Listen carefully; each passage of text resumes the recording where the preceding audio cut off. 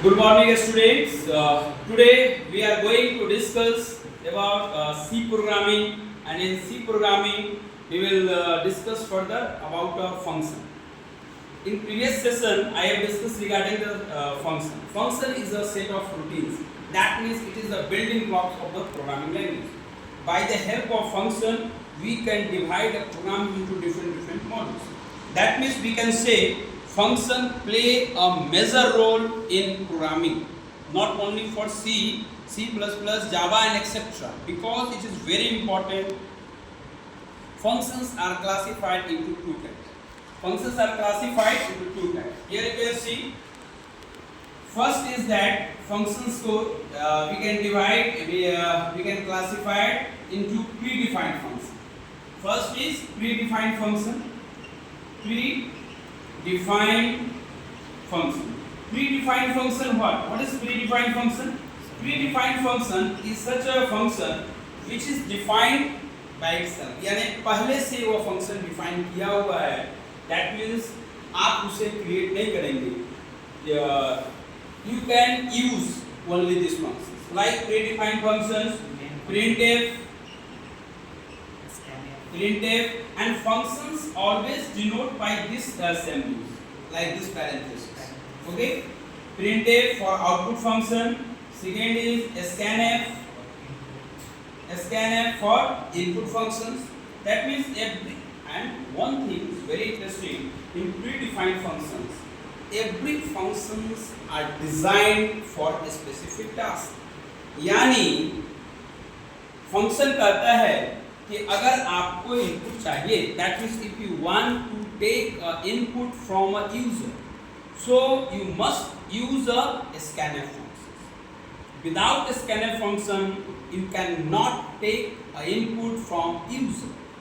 While a printf function is widely used for give output.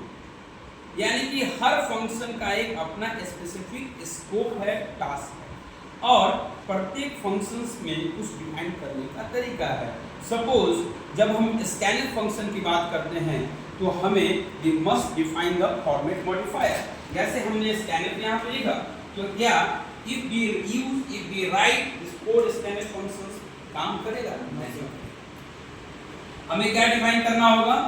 Scanf के साथ we must define the format modifier. Format modifier is what?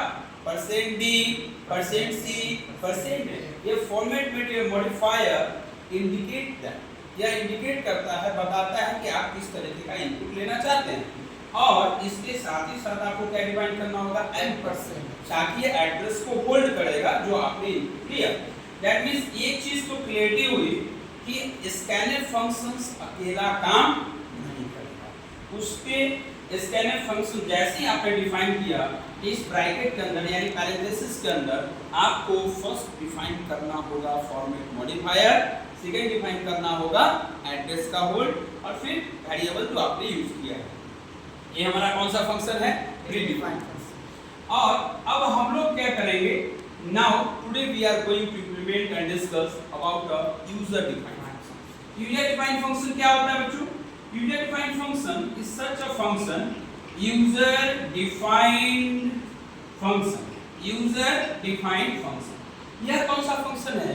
यह वो function है जो यह करता है कि आप अपने सुविधा के अनुसार, आप अपनी जरूरत के अनुसार नया फंक्शन क्रिएट कीजिए. That means we can say user defined function is such a function which is created by a programmer. That means programmer will decide what we should create a function.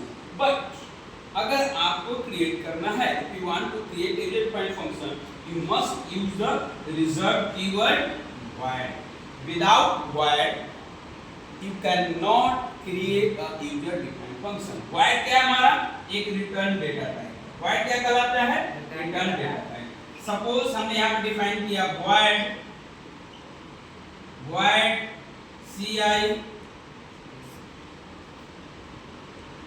ये सो ये कुछ भी function बना सकते हैं, कुछ भी फंक्शन, बट जो भी फंक्शन बनाएंगे उससे पहले क्या डिफाइन करेंगे? void.